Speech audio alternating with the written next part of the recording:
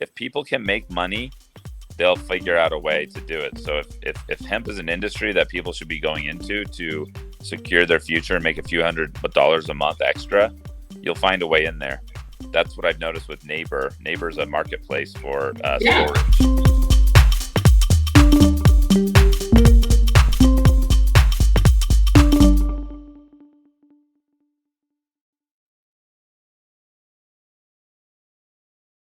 Anybody that's joining, hello. I'll do a real quick intro. I'm really excited to talk with Scott, but we are going to have a short episode today. But Scott, I'm really curious about, as you're out and about networking and in the different meetings that you're in, what are you hearing and what do you know about opportunities for hemp in Utah? Well, I feel like the industry isn't really well understood. Okay. Does hemp mean CBD? Does hemp mean cannabis? Does hemp mean I'm putting in my body, or does hemp mean I'm sleeping on a pillow with hemp in the middle? Right. And so the education's almost at zero for most of the circles I'm in. Okay. What can we do? What do you see as an opportunity to bridge this gap? I think an association is great, but we probably need to see a company that comes out with a popular hemp-based product. Imagine Purple Mattress, but made with hemp. Imagine a clothing line. Fabrics. Yeah, yes. A clothing line that's all hemp-based. Maybe Cotopaxi makes a whole line of products with hemp. Mm-hmm. But the problem is that when people start playing with hemp, they think it's like, oh, that must be a stoner company. Because that's the message. I think that's so funny, because it doesn't have to be. They can enjoy cannabis or not, but it doesn't mean because a product's hemp based that they must all be getting high while manufacturing it. Right. So real quick, so that people know, because you and I were talking backstage, can you give a real quick intro? Tell me a little bit about yourself. You're here in Utah. I know Scott, but if you don't mind introducing yourself real quick. Yeah, I'm broadcasting from the comfort of my bed because I tore my ACL and I am laid up until I have surgery. I love to ski. That's why I'm here in Utah. From 25 years, it's been. I'm a CEO of a company called Volley. So my day job is helping brands reach out and work with their advocates, which are usually their customers, and our software manages that. So we manage about 100 of some of the really good logos that you might know of: Solomon, Purple, as I mentioned, Blend Tech, Hydro Flask. A lot of these companies use us to create ambassador communities, advocate programs, that type of stuff. So that's my day job. I'm also an active angel investor. Probably I've done about 60 angel investments at this point here, mostly in Utah.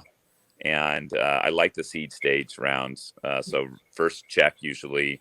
My wife and I have a thesis around education and communication. So those are a lot of the spaces we invest in. I love it. Okay, so when we talk about these brands that you're working with, something that I was saying earlier before we went live, the meeting that you were in and some of the discussion and some of what we know about hemp and the benefits for building supplies and what it does to the air quality. And in Utah, for those of you that are listening that don't know, our air quality is some of the poorest in the nation, right? Some of the worst.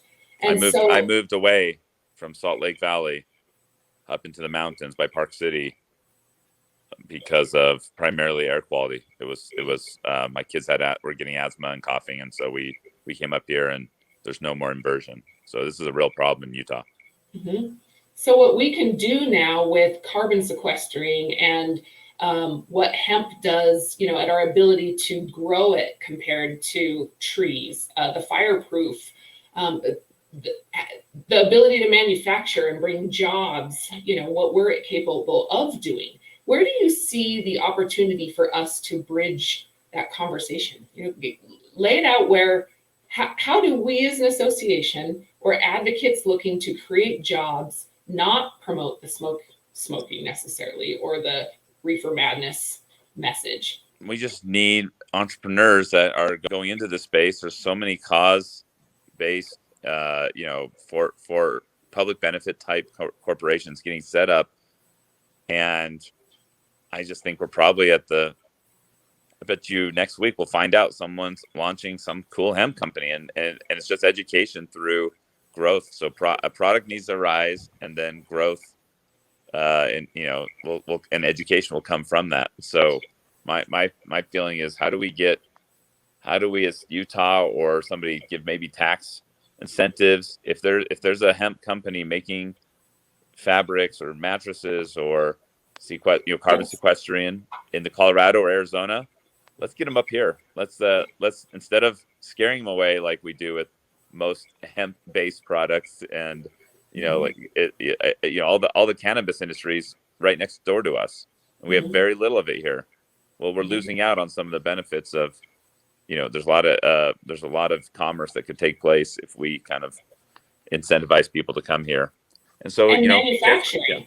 And manufacturing, for sure. We can manufacture, right? And then being able to support our rural areas. Look how many of our rural communities, as soon as kids graduate, they move out because there's nothing there for them.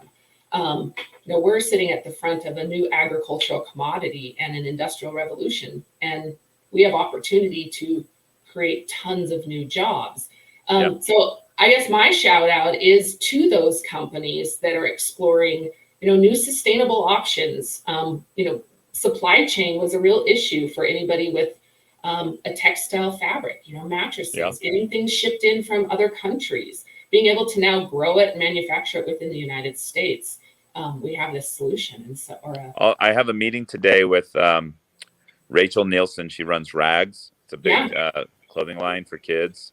Yes. I'm going to, if you want to send me something, that's how it starts. I share something to her. She might make a whole new hemp line, and she can definitely influence culture a lot with her popularity here locally and online to a lot of moms that buy her clothing for their kids.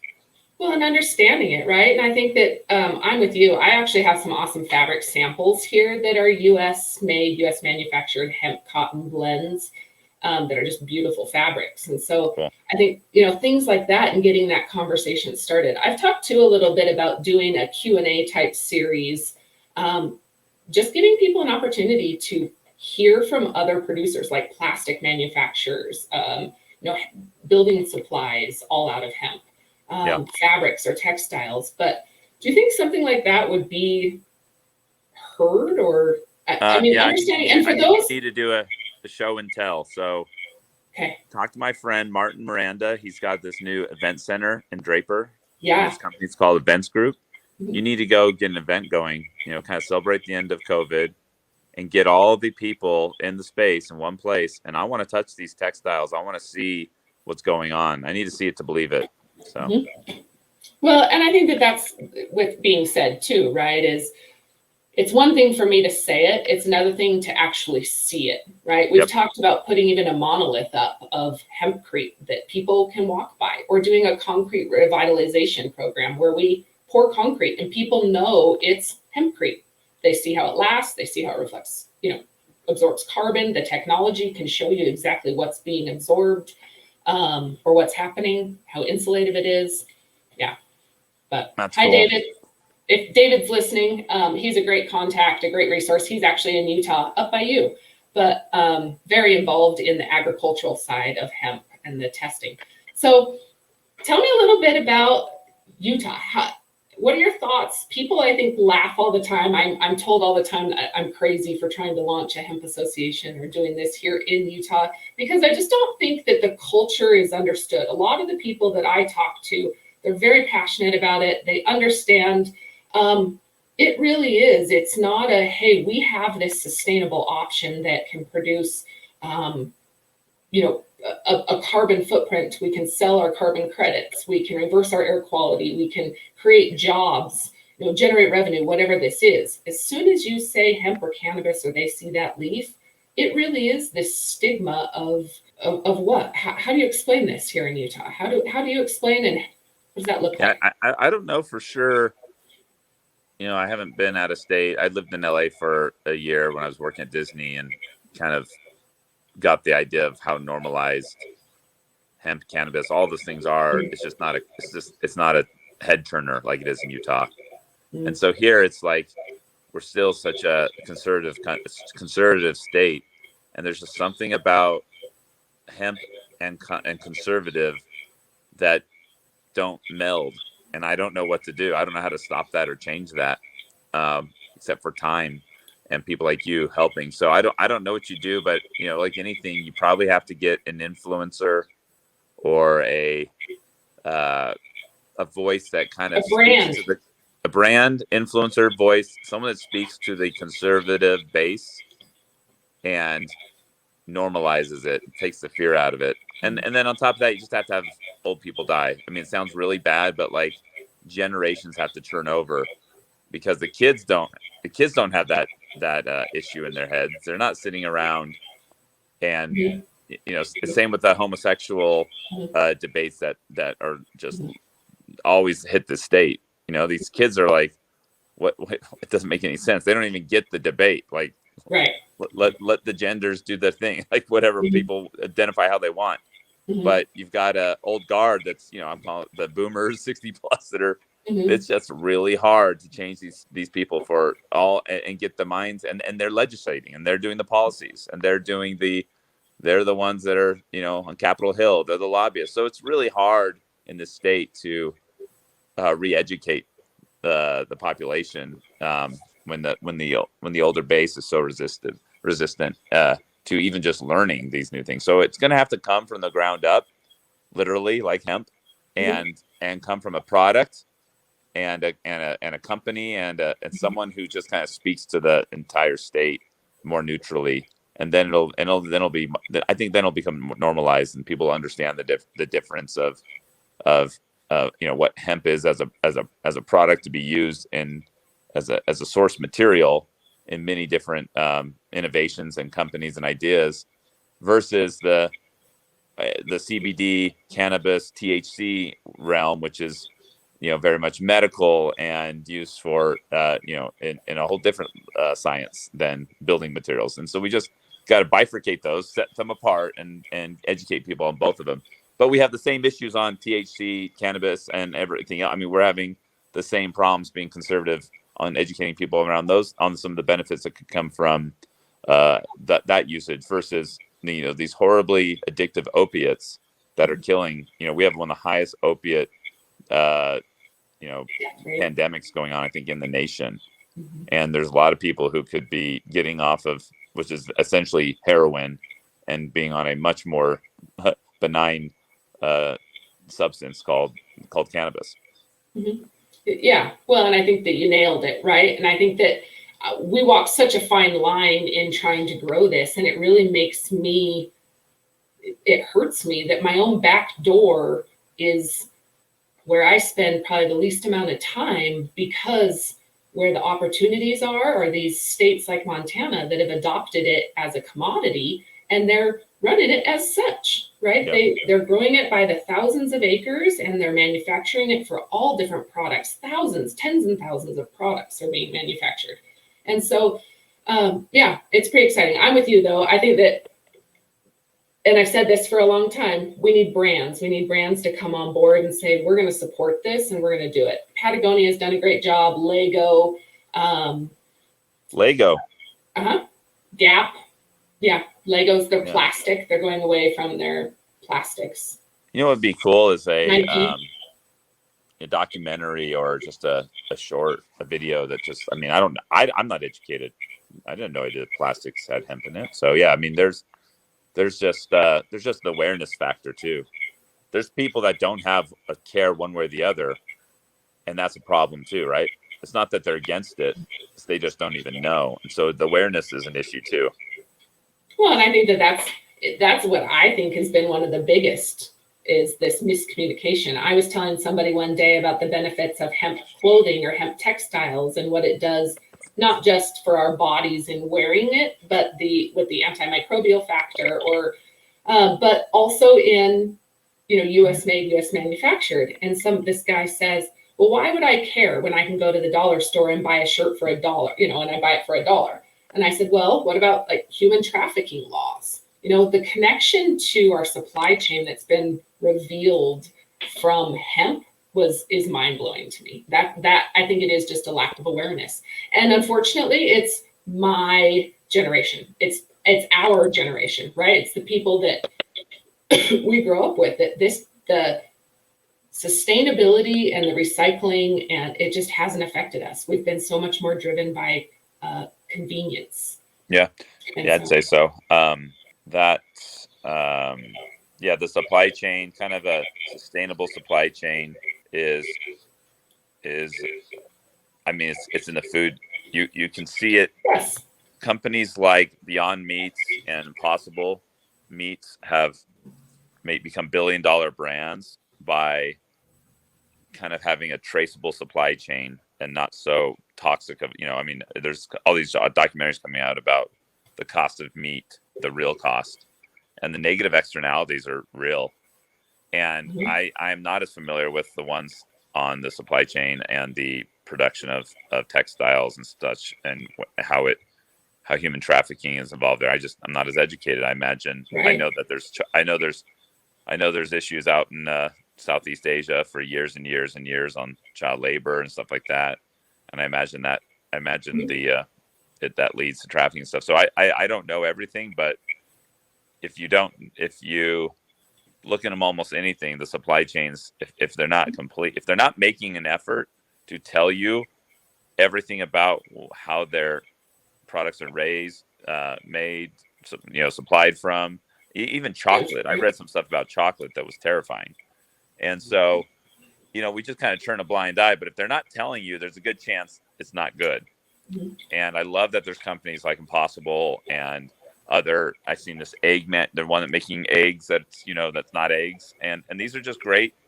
These are great innovations because they're being built on the premise and mission of letting you know how it's being made, how's the sausage being made, what's in it, and where it's coming from, and what's the externalities, the causality of their manufacturing and that's why I like cotopaxi a lot. Locally, we have Davis Smith as a huge advocate of like how his materials are made, where he's sourcing them from, the lives of the people actually making them, and I just think we need more of that and modeling after that, and we could, and then this generation I'm hoping it'll be one day a kind of a stigma to use a company that isn't being forthright about their supply chain, and that might be Nike getting a little bit stung by not being forthright. And so it's good. It's going to take our generation, but it's going to take a lot of education and we're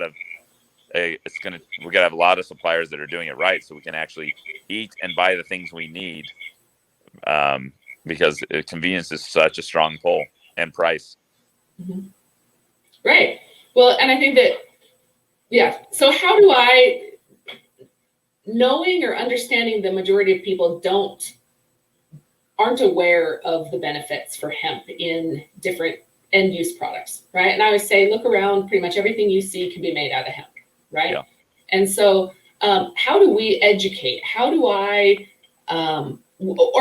let me rephrase that. Where do you see some of the opportunity for new hemp product, right? You named mattresses, you named, you're very well connected on the consumer side and knowing where brands, what are brands and consumers looking for? Where should people in the hemp industry really be driving their end use product? If I want to get into this. Well, I've got 5 acres right behind my house, and I've got 60 up in another spot here and 10 down. I like collecting land because I think land's going to be valuable in the future. I don't know if I can grow hemp on it. So right off the bat, I don't know, is that a crop that yields profit? Is my area that we live in even a growing area? If people can make money, they'll figure out a way to do it. So if hemp is an industry that people should be going into to secure their future and make a few $100 a month extra, you'll find a way in there.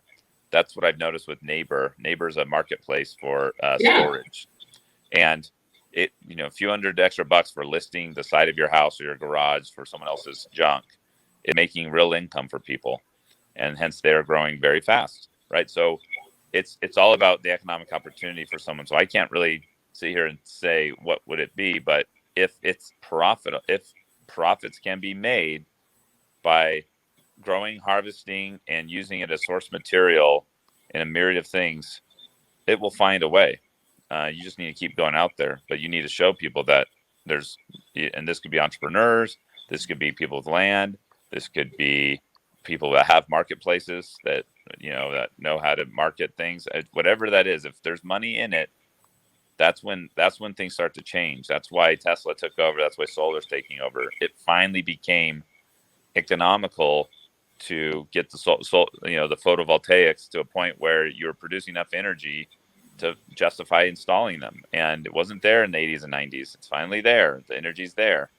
The batteries are there with the lithium ions. So once you hit this call it catalyst of like it crosses over into being a affordable source material, that's the best thing that can happen. If it's not there, if I can go get cotton as an input for one fifth the price of hemp, you're gonna always be fighting cotton. Just unfortunately, Right. That's where it's at. So well, I think that you said it earlier, though, right? Our younger kids care. Cotton is one of the most, consumes the most pesticides. It's like it consumes like 40% of the world's pesticides. Wow. Cotton does. And so I think that piece of education and our younger generations, they know, right? They care. They care what's happening to our land. And so I'm with you, and I've said this for a long time. Hemp is the first time we're able to be sustainable and profitable at the same time. We have an opportunity now on our land. And I don't know that. I don't know that. So like, I don't know that as a someone who invests in companies. Right. I would look at the numbers and say, great, cotton's use a lot of pesticide, but it's also 1 million times more than hemp being grown. So what's what's hemp's going to be usage of pesticides once it's an ubiquitous farm crop that's everyone doing it. So I don't know the numbers to tell you right now if it is profitable or not. And that I think that when we look at any new commodity as it comes in, the cost to build the manufacturing facilities and to get it off the ground they're huge, right? And so I think we're really running up against where our hiccup is in this industry is until we are competitive with wood and cotton or other blends, plastics, polymers, we're not going to be until we have those facilities to manufacture big scale so that we can be on this commodity price. But we really are seeing on the big scale it's a commodity. However, where you can grow it in Utah, it's still up in the air, right? Oh, really? It's still, because it's legally or the way that it's regulated, there's not a lot of separation right now between the industrial fiber and the low THC, high resin hemp, right? They're two very different grows, produce very different yields. My neighbor has a hemp farm, and I've been watching it. He has indoor and outdoor, and so somehow he got a license. But is the temperature? Another question is Utah a great what do you call that environment for the hemp growth? It can be grown, yes. The hemp that I imagine your neighbor is growing it's for the flour, right? Flour or smokable consumables. No, I think he said he's growing the fiber for. Oh. He says he's making. I think the indoor ones, but the outdoor one was for the hemp usage for the industrial product. Yeah, I don't know. That's why I'll find out. I don't know for sure. It looks like bamboo. It grows tall. Okay. It's very fibrous. That's not this one. Yeah. So it's a higher yield, lower cost in seeds. It's still a crop, still needs water, but very drought resistant. Again, until we're manufacturing on big scale. Is it being done? Yes. Is it going to take a big organization or a big company to come on and say, we're going to do this and we're going to help push this forward in order for it to be mainstream and competitive, pretty soon it will be less expensive than cotton shirts, right? Because and wood is less. It takes 20 years to grow a tree and 3 months to grow an acre of hemp. And so we're able to produce products at a much faster rate. But the loss of our farmers until we have processing equipment, and especially in Utah, they say within 100 to 150 miles, it's not cost effective. Yeah. You won't compete. And so it is this chicken and the egg and egg before the chicken, but it's well, you might be a little crazy then doing what you're doing. You're answering your own question. People look at you crazy for trying this in Utah.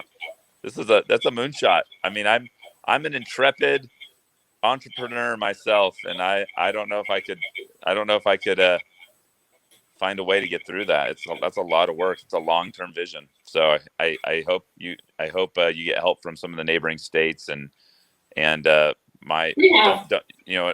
association isn't, you've already done, you've made it, but maybe the best efforts is letting the association live, but trying to become the founder of a company doing hemp, and you might be sourcing, not Utah's own at first. You might be sourcing from Colorado, Arizona, Montana, wherever else it grows rapidly. Well, and I think really once the facility's in, then our farmers can grow it, right? Yeah.